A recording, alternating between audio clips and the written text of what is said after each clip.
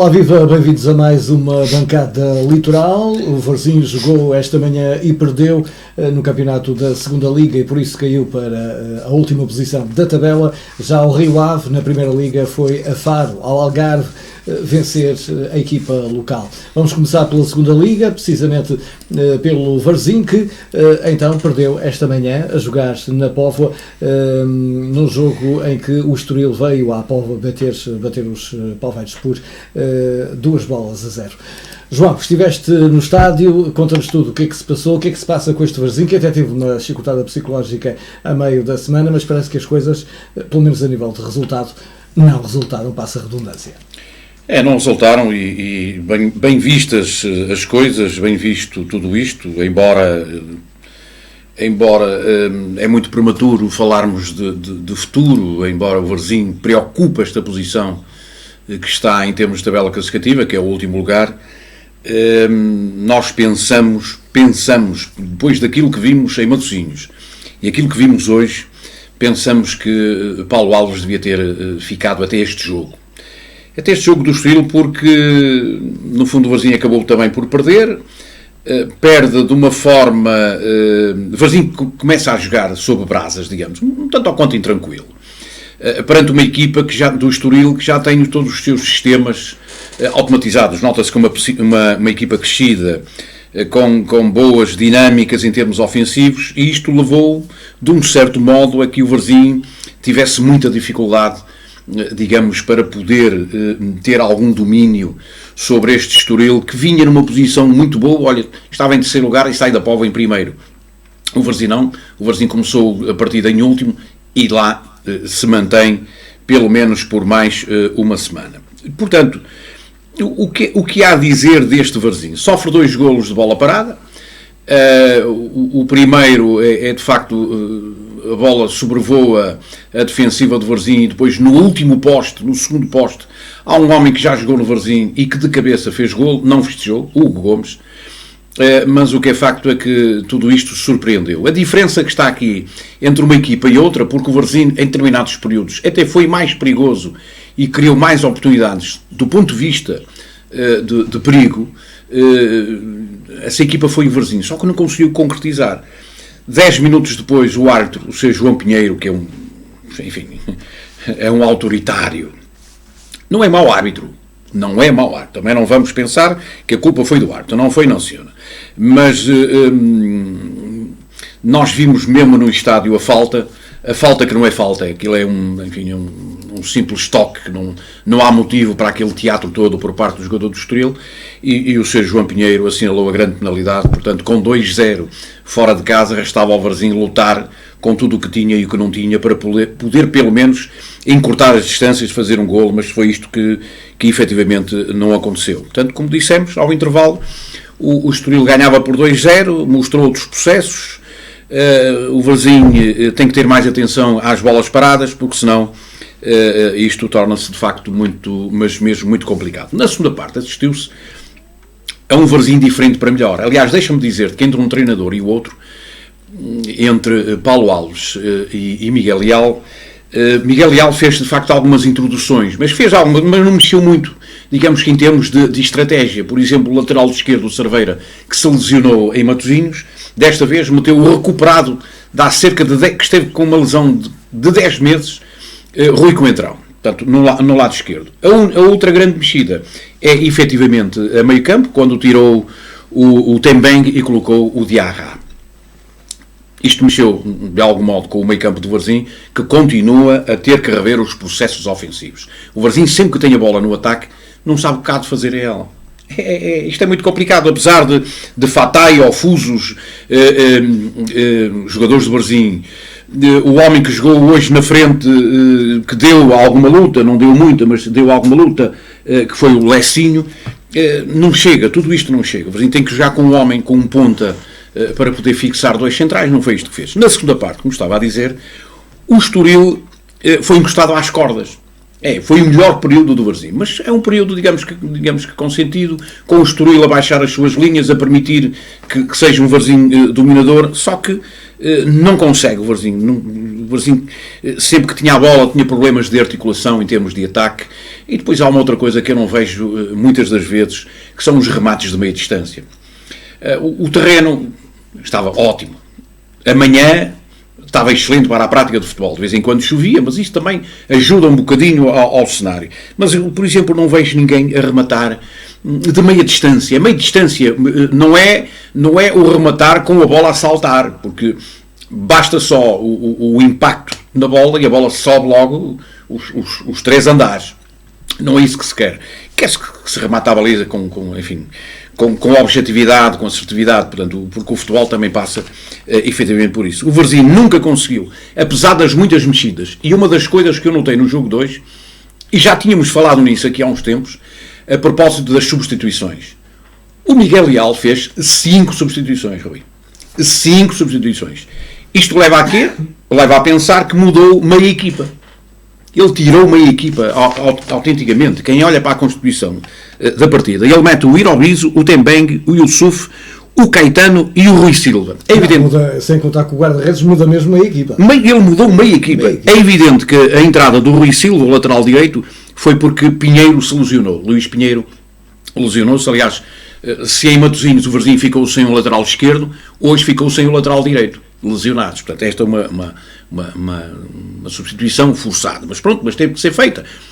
No fundo, foram 5 substituições. Portanto, este treinador tirou meia equipa e meteu outra. É evidente que notou-se alguma melhoria. Notou-se, efetivamente, alguma melhoria. Em alguns processos, via-se, de facto, mais fluidez em termos de ataque. Houve ali uma fase em que o Estoril, isto também para quem viu, que o Estoril, para além de ter sido encostado às cordas, o Estoril não tinha muito fôlego, digamos, não é? Porque o Varzim queria a todo instante, pelo menos, marcar um golo no sentido de poder ainda chegar, quem sabe, ao empate. Não foi isto que aconteceu. Aconteceu é que, apesar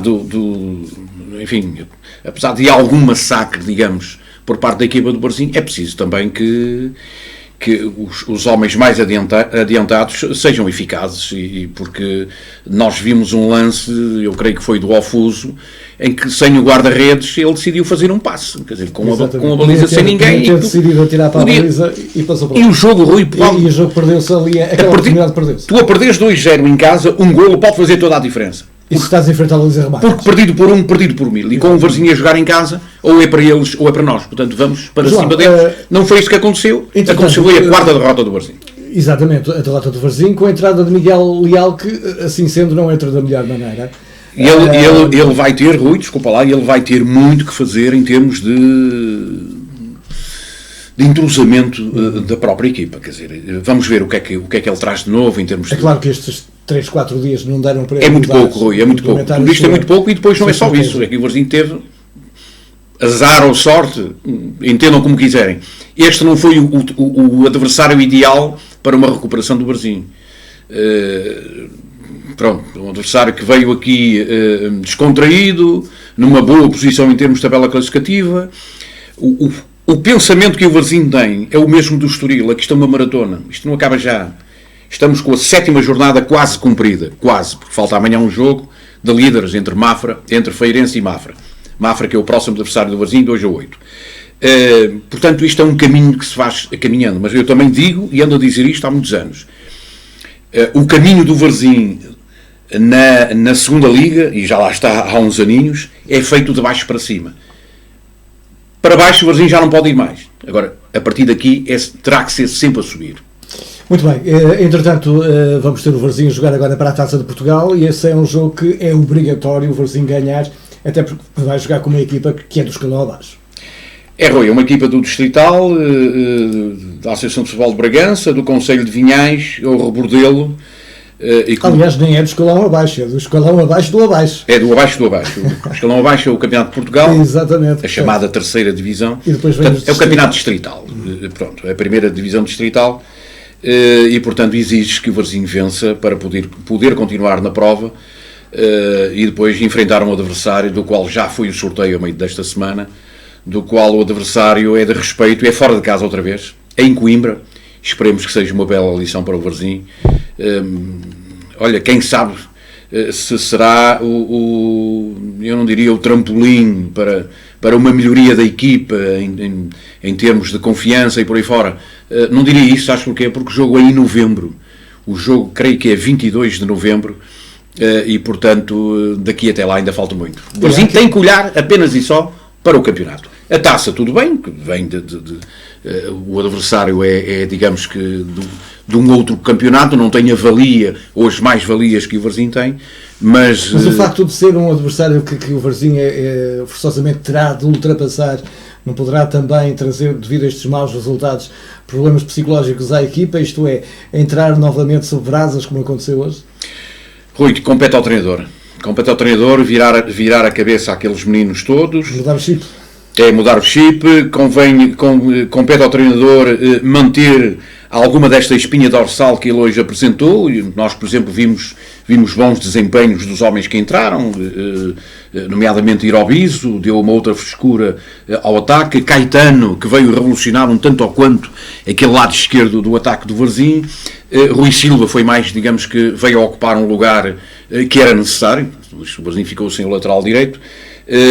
E o Suf pareceu-me, enfim, com falta de rotinas, falta de andamento. Tem bem que desempenha funções especiais, é um livro, enfim, chamado 6, e como tal, pouco ou nada se viu, apenas e só, no sentido de empurrar mais a equipa para o meio-campo do Estoril. Portanto, dentro destas alterações, Luís Leal agora terá que pensar, terá que rever o jogo. Miguel Leal.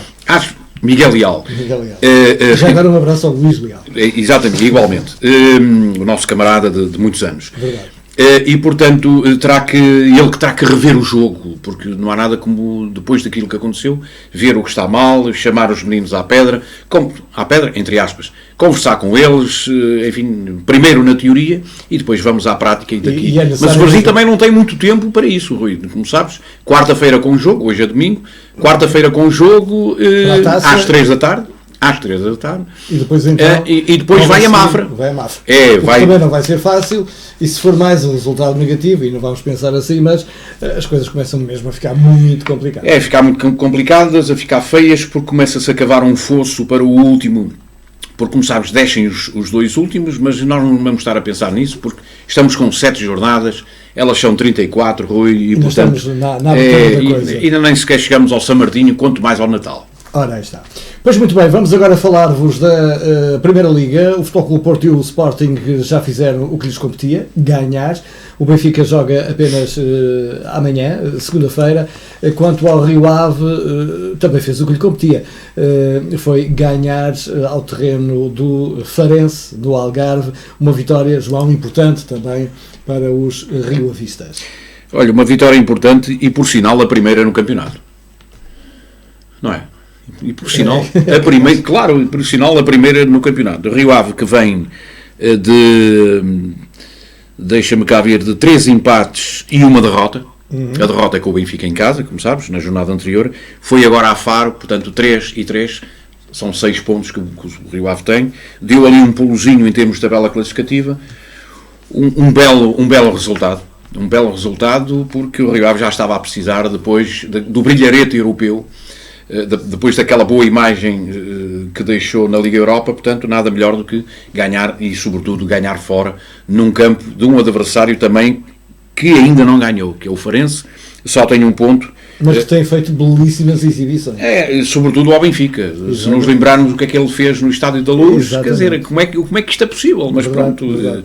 É evidente, Rui, mas deixa-me voltar também um bocadinho atrás, relativamente, não só ao Rio Ave, mas a todos.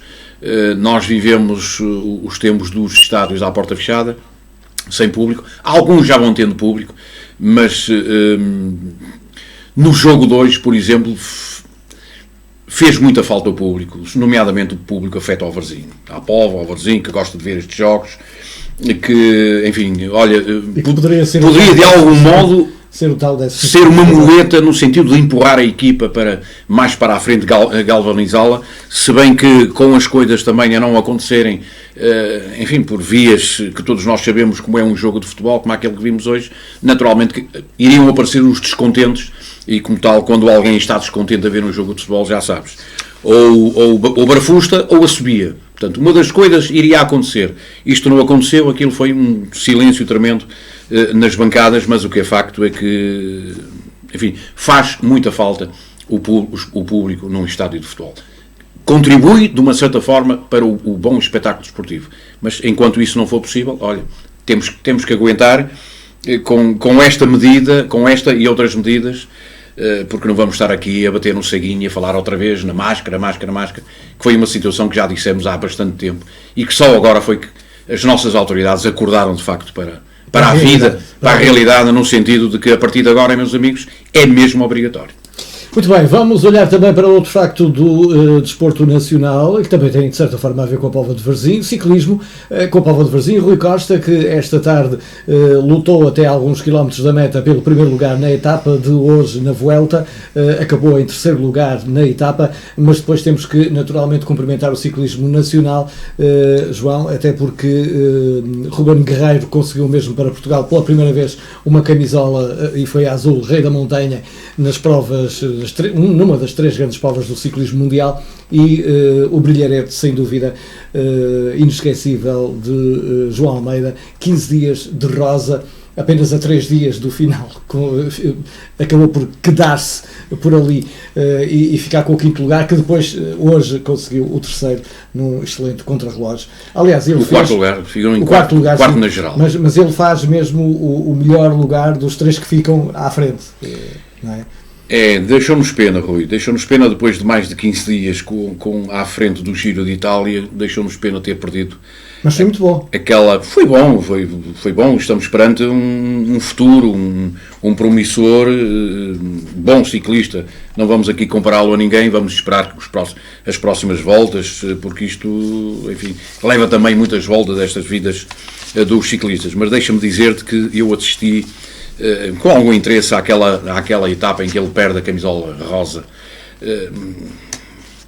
Enfim, ele bem puxou aquelas montanhas, aquilo é tremendo, aquelas montanhas italianas, aquele norte de Itália, de facto, aquilo é muito montanhoso. Os Alpes. Quilómetros e quilómetros a subir em cima de uma bicicleta. Sabe Deus de carro, imagina agora uma bicicleta. Mas deixa-me dizer-te que meteu uma pena o João, numa determinada, em várias alturas, a subir, a tentar puxar pelos colegas. Ele estava na altura com 4 ou 5 colegas ciclistas, a tentar puxar, porque o ciclismo é aquilo, cada um começa a puxar, e depois os outros vão todos atrás, e depois na frente fica um, depois fica o outro, mas sempre a puxar no sentido de se ganhar tempo aos homens da frente. Mas o João não teve essa ajuda. Era uma etapa, creio que na altura, 200 km, 250 km. Era muita coisa. E os colegas dele foram ficando para trás e o João ficou sozinho. O João, enfim, deu tudo, fez o que tinha a fazer. Mas fez um grande giro. No fundo acabou por, e merece quando chegar a Portugal, merece ser homenageado pelos seus conterrâneos e quem sabe por todos nós portugueses, porque tão bonito que era quando ele passava e nós vimos as imagens, as cores da nossa bandeira, sinal de que está ali alguém que fala português e que mostra ao mundo as nossas cores, as cores nacionais. Pois muito bem, e nós estamos assim a chegar ao final desta nossa edição da Bancada Litoral. João, vamos marcar encontro para a próxima semana. Segunda-feira, cá estaremos. Amanhã já estaremos, mas com a Bancada Litoral, 2 a 8 dias, 2 a 8. Cá estaremos também, mas amanhã marcamos encontro na 9 da manhã. 2 a 8 vamos ver, porque 2 a 8 é um dia especial. Sim, é um dia especial. É um dia que os cemitérios estão fechados. Exatamente, e depois temos outra coisa que é também, digamos que os conselhos estão fechados. Exato, é verdade. Interconselho também estão fechados. E os conselhos estão fechados. Estão fechados. Mas, cá estaremos de uma forma ou de outra a fazer o nosso programa. João, continuação de uma boa semana. Boa semana e estamos cá para a semana. E nós cá estaremos também. Grande abraço, tudo bom para si e então até para a semana.